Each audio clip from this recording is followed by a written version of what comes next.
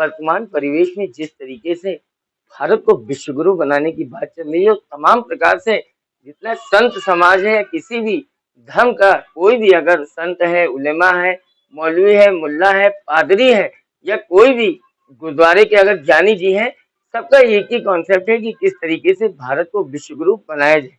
ऐसे में अगर अध्यात्म की बात करें तो भारतीय संस्कृति और संत सनातन धर्म की परंपरा जो आज पूरे देश में लहर की तरफ फैल रही है, दौड़ रही है, इससे विश्वगुरु बनने की ओर भारत अग्रसर होता दिखाई दे रहा है।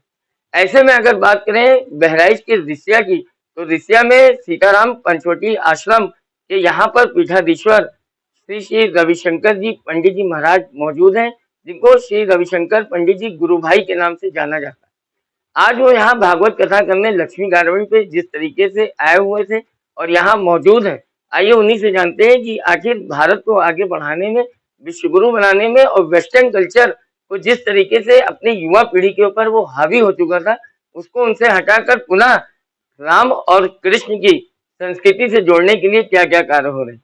महाराज जी, जिस तरीके से इस समय देश पूरी लहर में दौड़ रहा है, अध्यात्म में दौड़ रहा है, आपका उसमें कितना योगदान? नहीं, हम लोग जैसे गिलहरी योगदान दे रही थी राम सेतु में, ऐसे हम लोग भी थोड़ा बहुत दे रहे हैं। जो भी हम लोग की व्यासपीठ से है, जागरण हम कर सकते हैं वो कर रहे हैं। इसके अलावा सामाजिक कार्य जितने भी हैं, उनको हम लोग करने का प्रयास कर रहे हैं। जैसे कौन से ऐसे कार्य हैं जो आप कर रहे हैं जिससे एक समाज में अलग दिशा दे रहे हैं उसको, या वापस अपने सनातन धर्म की संस्कृति में लौटा है? पंचवटी श्री सीताराम आश्रम की ओर से इस समय अपन लोग के 3 जिलों में 14 संस्कारशाला चल रही है, जिसमें गरीब बच्चे, अभावग्रस्त बच्चों को निःशुल्क शिक्षा दी जा रही है और साथ में संस्कार दिए जा रहे हैं। तो और 1200 बच्चे उसमें पढ़ रहे हैं और उनका जो विकास हो रहा है वो दिख भी रहा है। सभी बच्चों को हनुमान चालीसा, महामृत्युंजय मंत्र, गायत्री मंत्र उनकी शिक्षा के साथ ये भी बन रहा है। और साथ में जो घर का वातावरण है, यानी माता-पिता को प्रणाम करना, तिलक लगाना, साफ-सुथरे रहना, स्नान करना, इन चीज़ों को भी बच्चे बहुत अच्छा सीख रहे हैं। इसके अलावा हम लोगों ने जो हमारे कॉन्वेंट बच्चे हैं, इनके लिए संस्कार क्लासें प्रारंभ की हैं। एक क्लास हमारी प्रारंभ हो गई है और जनवरी से इसको हम शहरी क्षेत्रों में तेज़ी से आगे बढ़ाएँगे।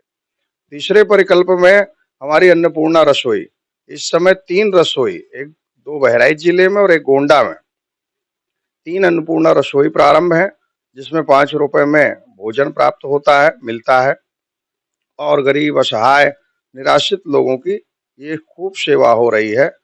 तीसरा एक और परिकल्प आश्रम का है, जो दीपदान का है, जो उपेक्षित मंदिर है वहाँ पर हम लोग दीपदान करवाते हैं। 25 मंदिर इस समय संरक्षण में।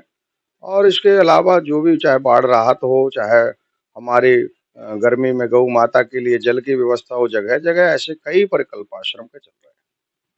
अभी आपने बाल संस्कार शाला की बात की, कितने बच्चे लाभान्वित हो रहे हैं अभी तक? 1200 बच्चे हमारे लाभान्वित हो रहे हैं और हम उनको श्रेणियां दे रहे हैं कि जो बच्चे निकल रहे हैं उनको भी हम आगे कक्षा 5 के बाद भी कहाँ पर भेज सकते हैं और उनके बारे में हम क्या चिंतन कर सकते हैं। इसके अलावा एक चीज़ और है, हर संस्कारशाला में 2 शिक्षक हैं। इस समय हमारे पास 28 शिक्षक हो चुके हैं, यानी उन शिक्षकों, और वो सब युवा हैं, उन शिक्षकों को भी हम और कुछ किस सुंदर गतिविधि, सामाजिक गतिविधियों में लगा सकते हैं, ये लगातार हम चिंतन कर रहे हैं। 1200 बच्चे प्रत्यक्ष रूप से हमसे लाभान्वित इस समय हो रहे हैं। अभी वर्तमान परिस्थितियों में अक्सर ये बात देखी जा रही है, समस्या एक सामने आ रही है कि जो पुराने कथावाचक थे या जो पंडित जी वगैरह महाराज जी अपने घर पे लोगों की घरेलू पूजा कराते थे, नई पीढ़ी उसमें आगे नहीं आ रही। ऐसे में धीरे धीरे आप देखिए कि इलेक्ट्रॉनिक मीडिया के माध्यम से भी लोग पूजा करना शुरू कर दिए। क्या लगता है आपको कि जो नई पीढ़ी है उसको पुनः कथा से जोड़ने के लिए भी कोई कार्यक्रम आप चलाने वाले? हाँ, हमारी संस्कृति बची रहे या हमारे धार्मिक मूल बचे रहे तो आश्रम इस समय कम से कम 15 लोग आश्रम के पास है, जो किसी के बुलाने पर भी इस तरह के कार्यक्रम करते हैं।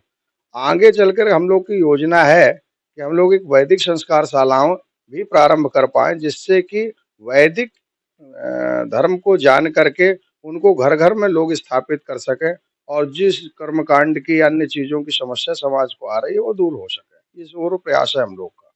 अभी आपने अन्नपूर्णा रसोई की बात की, तो क्या अगला आपका कौन-सा स्थान होगा जहाँ पर ये रसोई आप शुरू करने वाले? हम लोग दिसंबर में बहराइच में बस स्टैंड पर चालू कर रहे हैं और जो सबसे ज़्यादा हम लोग जिस पर है और बहुत हम लोग प्रसन्न हैं कि मकर संक्रांति को 14 जनवरी 2023 को हम लोग अयोध्या जी में हम लोग प्रारंभ है। जैसी सूचना है कि 2024 में मकर संक्रांति में राम मंदिर का भव्य निर्माण पूर्ण होगा और उसका उद्घाटन होने जा रहा है, उससे 1 वर्ष पहले हम अन्नपूर्णा माता को अयोध्या जी में स्थापित कर रहे हैं आश्रम की ओर से और ये हम लोग का पूरा प्रयास चल रहा है जिसको हम लोग 14 जनवरी को करेंगे। क्या लगता है कि अयोध्या में जिस तरीके से जीर्णोद्धार हो रहा है, सौंदर्यीकरण हो रहा है, अध्यात्म के तौर पर आपको ऐसा क्या कुछ प्रतीत होता है कि अयोध्या को और बदलाव की आवश्यकता है? अयोध्या तो नायोध्या इति अयोध्या, जहाँ युद्ध नहीं कलह नहीं वो अयोध्या है और सप्तपुरियों में है। तो अयोध्या अपने स्वरूप में आ रही है, वो प्राप्त हो रहा है। जो वैभव है, जो भारत का गौरवशालीन वैभव है, भारत की संस्कृति ऐसी है, भारत में 2 चीज़ ऐसी है जो पूरे विश्व पर जा सकती है और गई है। एक भारत का व्यापार, दूसरा भारत का अध्यात्म।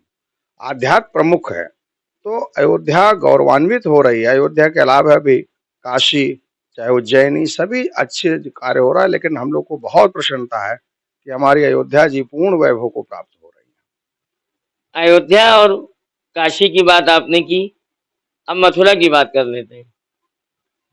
मथुरा जो मामला चल रहा है उससे आपका क्या अभिप्राय है? मथुरा में ये 3 स्थान, हम 3000 की बात ही नहीं करते। अगर हम लोग थोड़ा-सा भी इतिहास करेंगे तो क्रूर आक्रांताओं के द्वारा लगभग भारत में 3000 से 5000 धार्मिक स्थान तोड़े गए।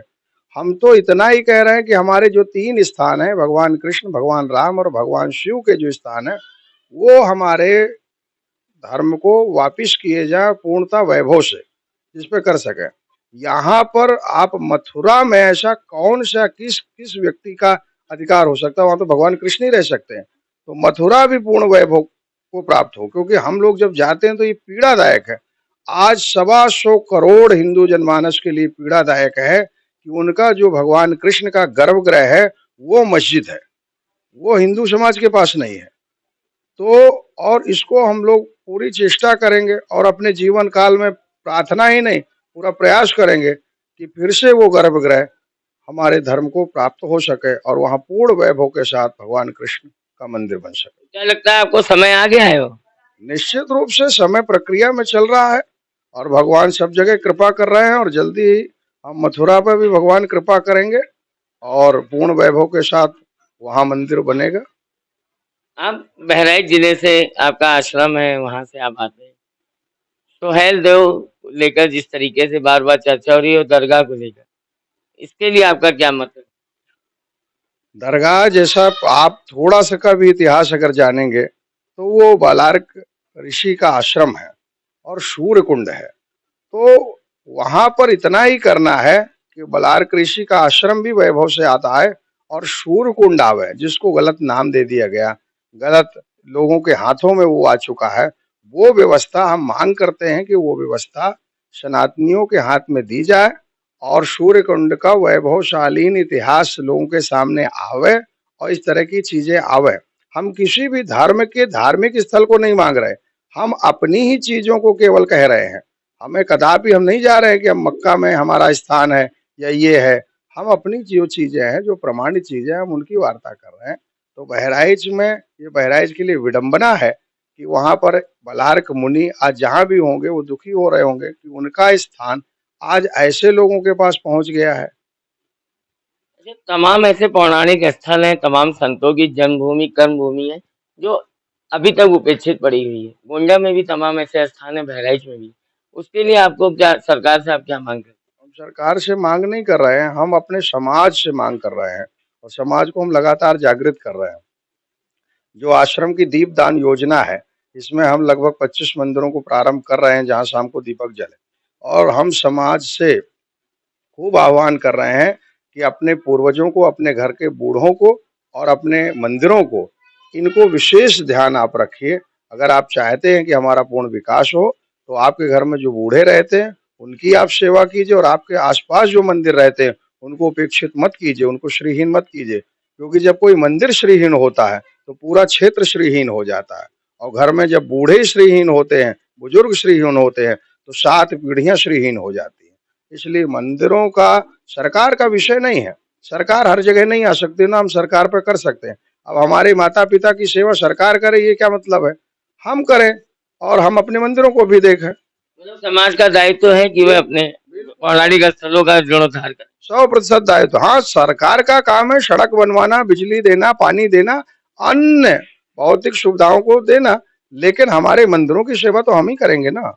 ये प्रयास कर रहा है आश्रम लगातार। जैसा कि आप देख रहे थे कि पंडित रविशंकर गुरु भाई जी जिस तरीके से स्पष्ट तौर पर उन्होंने कहा कि यहाँ भारत को विश्व गुरु बनाने के लिए केवल सरकार ही नहीं बल्कि समाज को आगे आना होगा, क्योंकि जब हम अपने बच्चों को, अपने परिवार के लोगों को आगे अपने ही धर्म के मार्ग पर चलने के लिए प्रेरित करेंगे तभी वे आगे आ पाएंगे। जिस अगर एक प्लेटफॉर्म की बात करें तो गुरु जी प्लेटफॉर्म तो दे रहे हैं। जैसे इन्होंने अभी कहा कि बाल संस्कार शाला है, संस्कार के लिए तमाम प्रकार के जो साधन है, जो अपनी सनातन धर्म की परंपरा है उसको बच्चों को बताने के लिए जो उपाय किए जा रहे हैं। चाहे अगर किसी को भोजन की बात करें तो रसोई के लिए भोजन माँ अन्नपूर्णा रसोई की शुरुआत की जा रही है। अयोध्या जो आध्यात्मिक तौर पर केंद्र है उसका जीर्णोद्धार हो रहा है, उसके लिए भी तमाम बातें गुरु जी ने कही और स्पष्ट तौर पर कहा कि जो स्थान हमारे रामकृष्ण और शिव के हैं वो केवल हिंदू समाज मांग रहा है, वो उसको मिलना चाहिए।